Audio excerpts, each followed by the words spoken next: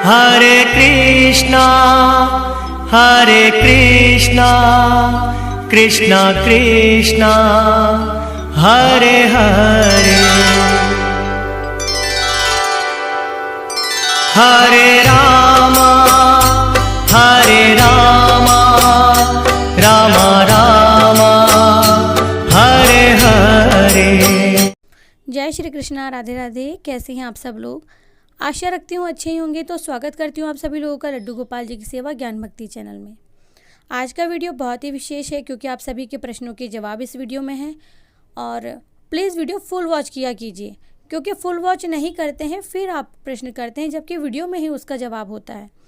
तो चलिए कोई बात नहीं है, और आपके अपने जो सुझाव हैं आप प्लीज़ देते रहा कीजिए, क्योंकि ज्ञान बांटने से ही बढ़ता है। और गुरु चाहे छोटा हो या बड़ा, गुरु गुरु होता है। तो ठीक है, आज के इस वीडियो में हम जानेंगे ठाकुर जी या हमारे श्री कृष्ण, हमारे जो बांके बिहारी हैं, हमारे कन्हैया हैं, या लड्डू गोपाल को हम नौका विहार कब करवाएं और क्यों करवाया जाता है नौका विहार, कब से करवाया जाता है, क्या क्या धारणाएं हैं इसके पीछे, क्या भोग लगाया जाता है। तो प्लीज़ वीडियो फुल वॉच कीजिएगा।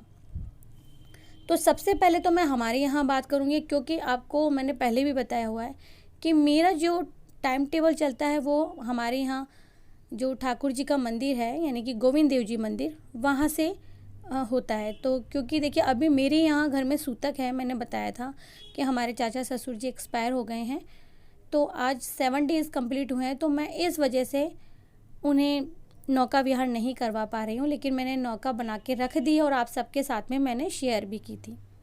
तो हमारे यहाँ गोविंद देव जी जो मंदिर है वहाँ 5 जून तक जल यात्रा उत्सव मनाया जाएगा। अच्छा, ये शुरू कब से होता है? तो देखिए शुरू होता है ये वैशाख की पूर्णमासी से।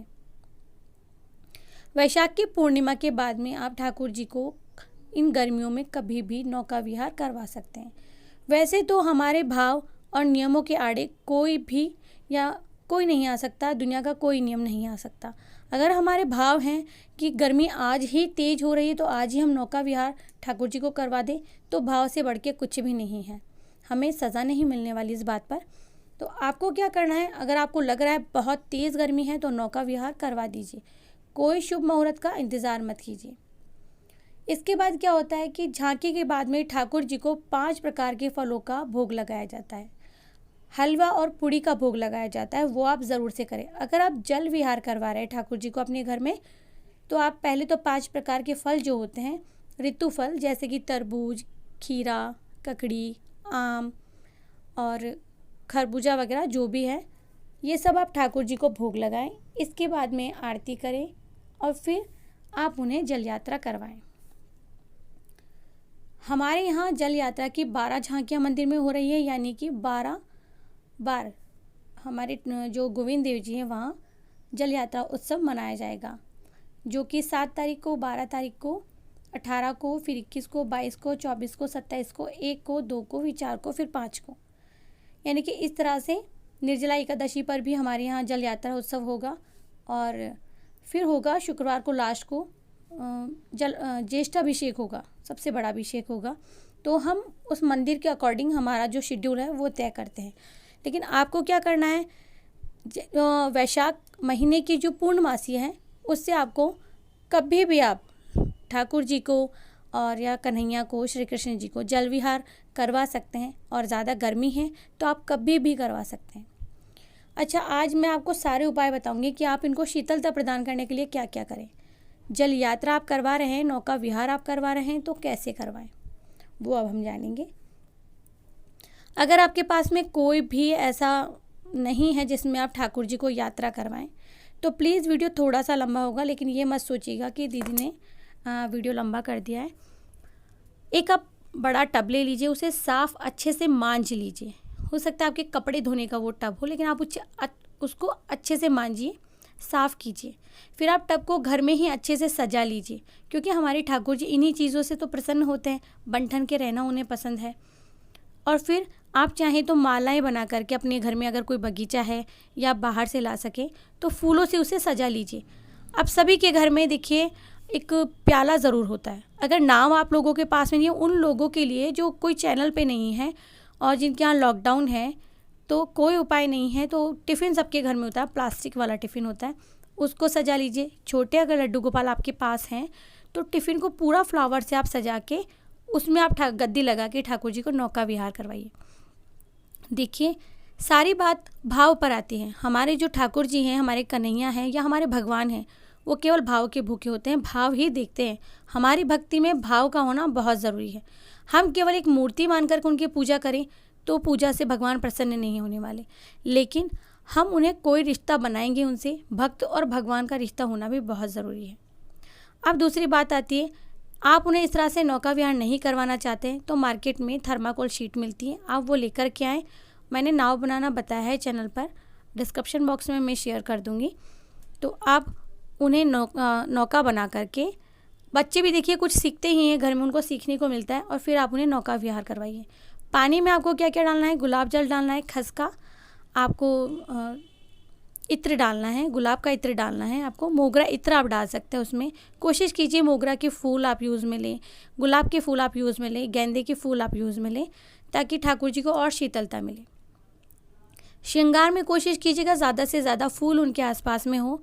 नाव अगर आप सजा रहे हैं तो फूलों से सजाएं, लेकिन अभी लॉकडाउन है तो कहीं कहीं पर बंद है, अभी रेड जोन है एरिया, तो उस हिसाब से आप कर सकते हैं।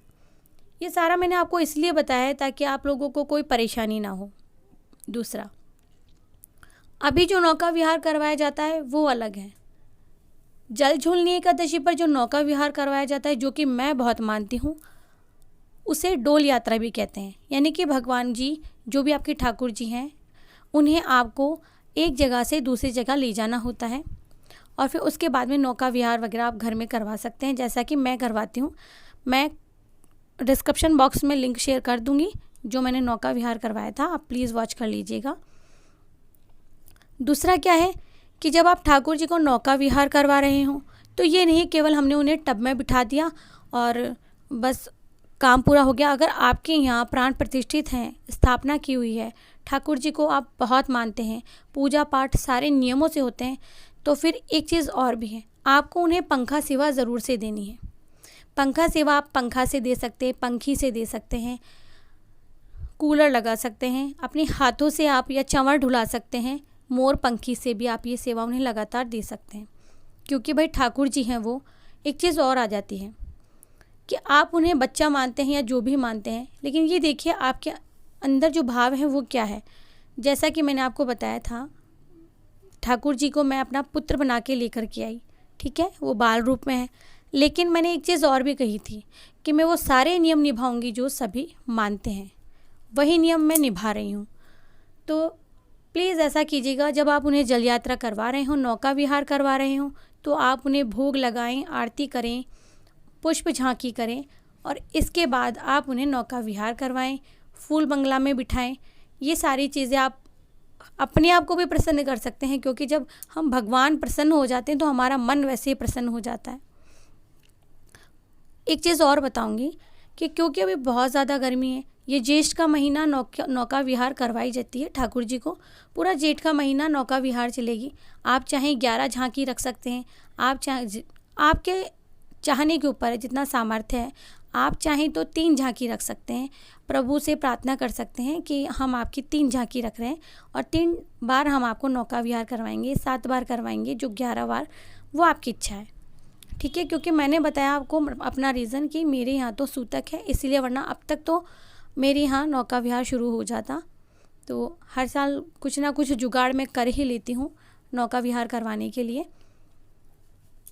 अब बारी आती है कि आप उनको पीने के जो पदार्थ होते हैं, पीने में आप क्या रखेंगे। आप चाहें उन्हें गुलाब का शरबत रखें, खस का शरबत रखें, लस्सी रख सकते हैं छाछ की, दही की बना करके। आप माखन मिश्री उन्हें रखें, और जो मैंने आपको 5 प्रकार के ऋतु फल बताए हैं वो आप उन्हें रखें। आप चाहें तो घर में उनके लिए फाउंटेन बना सकते हैं, झरना बना सकते हैं। झरने के लिए भी हमें कोई दिखावे की आवश्यकता नहीं है। आप एक बोतल लें, उसमें नीचे की साइड में काफ़ी सारे छेद बना लें और उसमें पाइप लगा दें या ऊपर से पानी डालें, ठाकुर जी के ऊपर पकड़ें, ठाकुर जी को एक किसी परात में फूल बिछाकर उस पर बिठाएं और उसमें पानी डालती जाएं। उन्हें शीतलता उससे भी मिलती रहेगी, क्योंकि बारीक छेदों में से थोड़ा थोड़ा करके पानी आएगा, उससे उन्हें शीतलता मिलती रहेगी। ये सारी सेवाएं आप उन्हें घर में दे सकते हैं, क्योंकि घर में हमारे यहाँ परात भी होती है, टब भी होता है, बहुत सा होता है। आप पानी में फूल वगैरह रखें, आप उन्हें घर में ही, सारे लोग, मैं तो ये कहूँगी कि अभी गर्मी में ठाकुर जी को शीतलता प्रदान करने के लिए आप सभी नौका विहार करवाएं अपने प्रभु को। वैसे भी लॉकडाउन चल रहा है, अभी कई जगह पर लॉकडाउन है, तो ये सेवा नियम तो हम निभा ही सकते हैं। आप मेरी फैमिली में देखेंगे तो मेरी पूरी फैमिली, वो चाहे पीहर पक्ष की हो या ससुराल पक्ष की, हमारे यहाँ ठाकुर जी की जो सेवा होती है वो प्रॉपर तरीके से होती है। और वीडियो आपने देखा ही होगा मेरी नौका विहार का, आपने उसमें भी देखा होगा। तो कोशिश यही करें, घर में जितने सदस्य हैं वो सभी ठाकुर जी की सेवा करें, क्योंकि भाई वो भी चाहते हैं कि ये घर उनका होता है, तो घर के सारे सदस्य उनके साथ में मिले, उठे, बैठे। इस चीज़ का प्लीज़ आप ध्यान रखा कीजिए। जब महिलाएं घर का कार्य नहीं कर पाती हैं तो पुरुषों का भी योगदान होना चाहिए उसमें, जैसे कि मेरे हस्बैंड ठाकुर जी की प्रॉपर सेवा करवाते हैं। कोशिश ये करें कि आप जो जल विहार करवा रहे हैं वो एकादशी के दिन भी आप करवा सकें। सुंदर श्रृंगार करें, उन्हें कॉटन के वस्त्र धारण करवाएं जो कि बहुत ही हल्के हो, जिन्हें पहनने पर उन्हें शीतलता मिले। और एक चीज़ और भी है, जब भी आप श्रृंगार करें तो ज़रूरी नहीं हम उन्हें पूरी जो हैवी वाली ड्रेस है वो पहनाएं, आप उन्हें लाइट वेट वाली ड्रेस पहना के उनका फूलों से श्रृंगार कर सकते हैं, क्योंकि शीतलता उन्हें थोड़ा सा रिलैक्स महसूस होना चाहिए, कि हल्का हल्का लगना चाहिए। ये बहुत हैवी पोशाक में हमें नहीं करवाना चाहिए। और अगर आप हैवी पोशाक में श्रृंगार करवा रहे हैं तो जो आसपास का वातावरण हो बिल्कुल ठंडा होना चाहिए। जैसा कि मैंने जब उन्हें नौका विहार करवाया था तो पानी बहुत ही ठंडा था, मैंने बर्फ़ डाला था पानी में और गेंदे के फूल बहुत सारे डाले थे मैंने। तो इस तरह से कोशिश करें जो वातावरण हो वो बहुत ज़्यादा ठंडा हो। लगातार पंखे झेलते रहना चाहिए, शीतल व्यंजनों का भोग लगाना चाहिए। तो मैंने कोशिश तो पूरी की है कि आप लोगों को मैं ज़्यादा से ज़्यादा बता सकूं कि क्या करना है क्या नहीं करना है। ज्येष्ठ का महीना चल रहा है, आप सभी तैयारी कर लीजिए नौका विहार करवाने की। निर्जला एकादशी पर कोशिश कीजिए आप ठाकुर जी को सभी लोग नौका विहार करवा सकें, और अपनी अपनी पिक शेयर कीजिए और अपने अपने ठाकुर जी को मेरे चैनल पर देखिए। आप सभी लोगों को मेरे व्हाट्सअप नंबर डिस्क्रिप्शन बॉक्स में मिल जाएंगे। आप नौका विहार की इमेज मुझे शेयर कर सकते हैं। दूसरी बात ये कि अगर आपको कुछ पूछना है इस बात से संबंधित, सेवा से संबंधित, जल विहार से संबंधित, तो आप कमेंट सेक्शन में आकर के पूछ सकते हैं। कोशिश करें आप ठाकुर जी के लिए वो आरती गाएं जो मैं गाती हूँ ज़्यादातर उनके लिए।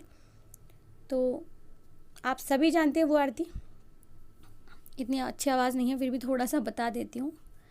आरती सभी ने सुनी होगी कि गोविंद तुम्हारे चरणों में प्रेम पुजारी आया है। तो है ना कि गोविंद तुम्हारे चरणों में एक प्रेम पुजारी आया है। मेरे हाथों में जल का लोटा है, मैं तुम्हें नहलाने आया हूँ। मेरे हाथों में जल का लोटा है, मैं तुम्हें नहलाने आया हूँ। बड़े प्रेम से नहाओ मन मोहन में तुम्हें नहलाने आया हूँ। मेरे हाथों में रेशम वस्त्र है, मैं तुम्हें पहनाने आया हूँ। बड़े प्रेम से पहनो मन मोहन में तुम्हें पहनाने आया हूँ। तो ये जो आरती है ये मैंने पूरी नहीं, शॉर्ट में ही बताई है, लेकिन जब आप झांकी दर्शन करवाएं, इनके झांकी रखें अपने घर में, तो ये वाली आरती आप ज़रूर से गाएं। अच्छा, आप सब लोगों को अगर ये वीडियो पसंद आता है तो प्लीज़ वीडियो को लाइक ज़रूर से कीजिएगा, चैनल को सब्सक्राइब कीजिएगा, फ्रेंड्स और फैमिली में शेयर करना मत भूलिएगा। और अगर वीडियो सभी के काम का है तो प्लीज़ अपने अपने रिलेटिव्स में, अपनी फ्रेंड सर्कल में ज़रूर से पोस्ट कीजिए, ताकि उन सब लोगों को पता लग सके कि नौका विहार प्रॉपर कब शुरू होती है। तो वापस से बता दे रही हूँ कि वैशाख की पूर्णमासी से, यानी कि वैशाख की पूर्णिमा से आप पूरा ये जो जेठ का महीना है इसमें आप नौका विहार दर्शन करवा सकते हैं। तो मिलते हैं कोई भी अच्छा टॉपिक लेकर नेक्स्ट वीडियो में। तब तक के लिए जय श्री कृष्णा, राधे राधे।